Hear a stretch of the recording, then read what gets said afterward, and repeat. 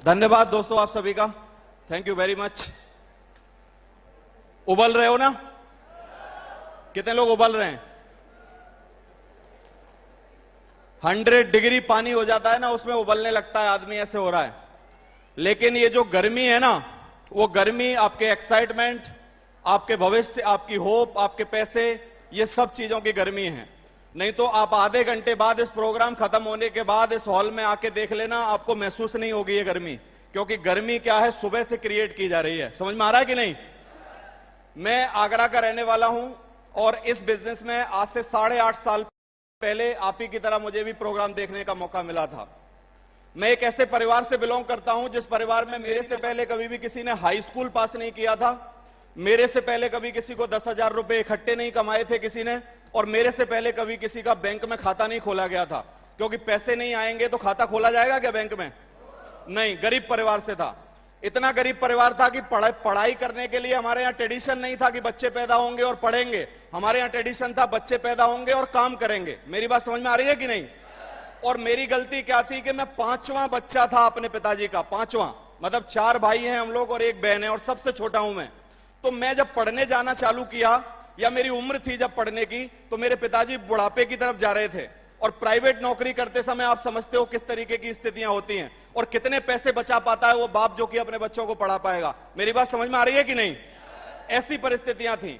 लेकिन गरीबी में पैदा होते वक्त बचपन से एक बात बता दी गई थी, मुझे दिमाग में ठूंस के बिठा दिया गया था कि अगर जिंदगी बनानी है, पैसे कमाने हैं, तो सरकारी नौकरी करनी पड़ेगी। इसके अलावा और कोई तरीका नहीं है। और सरकारी नौकरी करने के लिए बढ़िया पढ़ाई लिखाई करनी पड़ेगी। बढ़िया पढ़ाई लिखाई मतलब क्या है?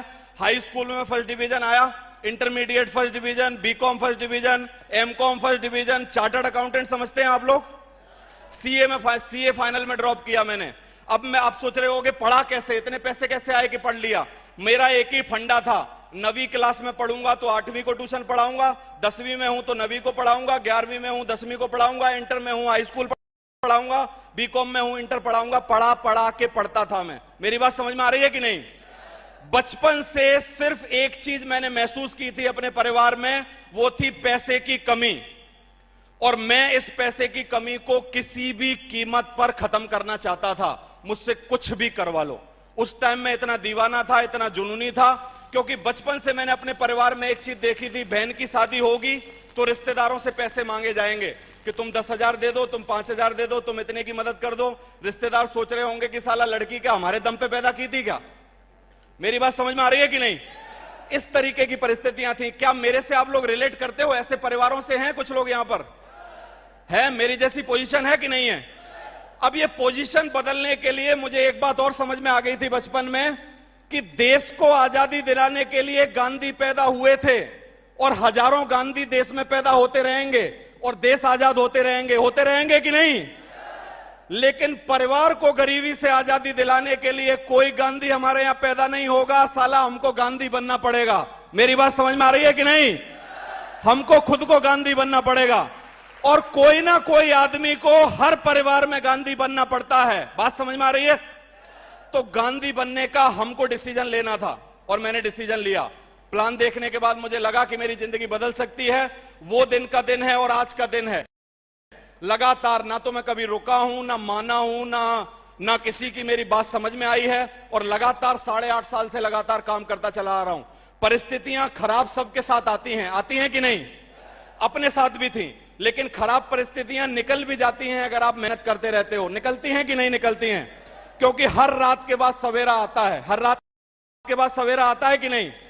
और रात जितनी अंधेरी होती है उसके बाद उजाले का उतना ज्यादा मजा आता है। होता है?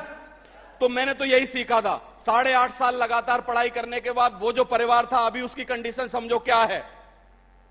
उस परिवार में जिसमें कि 10,000 रुपए महीने कमाने का मैं सपना लेके पैदा हुआ था और मैं कमाने की सोचता था, उस परिवार में इस टाइम 10,000 आने लगे धीरे धीरे इस बिजनेस से, 20 आने लगे, 50 आने लगे, 1 लाख आने लगे, 1.25 लाख, 1.5 लाख, 2 लाख, 2.5 लाख, 3 लाख, 3.5 लाख, 4 लाख, 5 लाख, 5.5 लाख, 6 लाख। मैंने इस बिजनेस से लास्ट 7.25 लाख रुपए तक महीने में कमाए हैं। ये है बिजनेस। ये है ये बिजनेस। 7.25 लाख रुपया महीना टैक्स देने के बाद। मेरी बात समझ में आ रही है कि नहीं? और पिछले 12 महीना अगर मैं आपको बताऊं मेरे पास फोल्डर है, मैं हर प्लान में शो करता हूं ये बात। You can check it everything, किसी भी स्तर पर जाके आप चेक कर सकते हो। और एक बात मैं आपको बोलूंगा लास्ट में, जो मैं की क्लोजिंग करूंगा आज, 67,19,000 रुपए 12 महीने में मेरे पास आए हैं। लास्ट के 12 महीने में कितने रुपए आए हैं? 67 लाख और 19,000 रुपए मेरे पास आए हैं। मतलब एक साल में अगर आदमी सिर्फ बातें करे। आज कोई मेरे से पूछता है कि शर्मा जी काम क्या करते हो, तो मैं बोलता हूं कि भैया बातचीत का व्यापार करता हूं। क्या करता हूं? बातचीत का व्यापार। कोई और काम करते हैं क्या? हम सिर्फ बातें करते हैं। और हमारे बिजनेस में क्या करना होता है? हमको सिर्फ जीभ हिलानी पड़ती है कि नहीं? और आप हाथ खड़ा करके बताओ किस किस की जीभ हिल सकती है? हिल सकती है अगर पैसे आए तो। हिल सकती है ना आपकी जीभ? तो आज के बाद धुआंधार लोगों को बताओ, घबराओ मत कि कौन सुन रहा है कौन नहीं सुन रहा है, और किसको समझ में आ रही है किसको नहीं समझ में आ रही है। क्योंकि बीज किसान जब डालता है ना, ऐसे मुट्ठी फेंक देता है, तो वो नहीं सोचता कि ये बंजर में गया होगा कि खराब जमीन में गया होगा। उसका सिर्फ एक ही उद्देश्य है कि साला मुट्ठी भर के अगर बीज डालूंगा ना कहीं कोई ना कोई पनपेगा। ऐसे होता है कि नहीं? और ये जो जवान है आपकी, ये जो जवान है जिससे आप बात कर रहे हो और हर आदमी को आप बताते जा रहे हो, कोई एक टीकन सिंह चौधरी जैसा बीज पनपेगा कि नहीं? कोई एक राम गोपाल जैसा बीज आएगा कि नहीं आएगा? कोई एक राजकुमार आएगा कि नहीं आएगा? और जिस दिन ये लोग आपकी जिंदगी में आ गए, उस दिन इस बिजनेस में बल्ले बल्ले हो जाएगी। बात करने की और कुछ जरूरत नहीं है, ना कुछ समझने की जरूरत है, ना कुछ और समझाने की जरूरत है। ये जो बिजनेस है वो सिर्फ बात करने का है। तो क्या बात कर सकते हो कि नहीं आज के बाद? और बात करो, कलेजा फाड़ के बात करो। जब भी बात करो आंखों में आंख डाल के बात करो। किसी भी आदमी के सामने आपको झुकना नहीं है, किसी भी आदमी के सामने आपको क्या है, शर्माना नहीं है। क्योंकि शर्माते और झुकते वो लोग हैं जो कि दुनिया में गलत काम करते हैं। क्या गलत? क्या क्या गलत काम है दुनिया में? आप सब जानते हो, ढेरों गलत काम है। और गलत काम करने वाला कभी भी ऊंची आवाज में नहीं बोल सकता और कभी आंखों में आंखें नहीं डाल सकता। ये क्वालिटी होती है गलत काम करने वाले की। आपने कभी चोरी होते देखी है? आज तक कभी किसी के यहां चोरी हुई हो और आपको पता चला हो रात को चोरी हो गई? पता चली है ना? अरे हर गली में हर मोहल्ले में होती है, कभी ना कभी चोरी होती है ना। चोर कैसे आते हैं? दबे पैर आते हैं, दबे पैर, रात के वक्त, और एड़ा मारेंगे दीवार में और घुस जाएंगे, किसी को बताएंगे नहीं। गलत काम हमेशा छुप के होता है और बढ़िया काम जो होता है वो ऐसे माइक पे और दिल फाड़ के होता है। दिल फाड़ के उसका बढ़िया, बहुत बढ़िया, जोड़ा तालियां। है कि नहीं? ये है बिजनेस। तो क्या करना चाहिए कि नहीं करना चाहिए? यस, करना चाहिए ना? यस। तो मुझे उम्मीद है कि आज आपको विजन मिल गया है, आपने मुट्ठी बांध ली है और आज के बाद कोई भी आपको रोक नहीं पाएगा। चाहे वो आपका परिवार का आदमी हो, चाहे वो आपका गांव का आदमी हो, चाहे वो आपका बस्ती का आदमी हो, चाहे वो रिश्तेदार हो। और मैं बोल रहा हूं, शुरू में लोग आप पे हंसेंगे। हंस रहे हैं ना लोग? अभी हंस रहे हैं ना? आप आज से एक रूल अपना लो, लोग आप पे हंसें, आप उनसे थोड़ा सा ज्यादा हंसो। उन्हीं के सामने, उन्हीं के पास बैठ के थोड़ा सा ज्यादा हंसो। और जब वो पहले आप पे हंसेगा, तुम हंसोगे, तो वो चौंक जाएगा, शौक लगेगा उसको। उसे कहा यार मैं तो इसलिए हंस रहा हूं क्योंकि ये बेवकूफी का काम कर रहा है, और ये क्यों हंस रहा है? वो सोचेगा ये क्यों हंस रहा है। अगर वो आपसे पूछ ले कि तू क्यों हंस रहा है, तो आप सिर्फ एक बात बोल देना कि मैं इसलिए हंस रहा हूं क्योंकि लास्ट हंसी जो है, आखिरी हंसी जो है, वो मेरी होने वाली है, क्योंकि तुझे तो आगे हंसी आएगी नहीं। समझ में आ रहा है कि नहीं? आखिरी हंसी मेरी होने वाली है। तो मैं इस बिजनेस में आने के बाद 8.5 सालों में आज जो मेरा अचीवमेंट है वो 2.5 करोड़ रुपए मैंने इस बिजनेस से कमाए हैं अभी तक। Thank you very much. विदेशों की यात्राएं की। वो घर जिसमें मैं पैदा हुआ था, उस घर में सिर्फ एक कमरा हुआ करता था जिसमें मैं पैदा हुआ था, और टीन पड़ी थी लोहे की, और टीन में क्या हो रहा था, इतने बड़े बड़े छेद हो रहे थे। मेरे यहां ये जो लोग हैं, डायमंड है, राम गोपाल कश्यप, इनसे पूछना, सुनील गुप्ता जी, ये जो सब सामने की रो में ये जो लोग बैठे हैं, ये पुराने हैं मेरे साथ। और वो जो चुचाती हुई टीन है ना, इन लोगों ने अपनी आंखों से देखी है।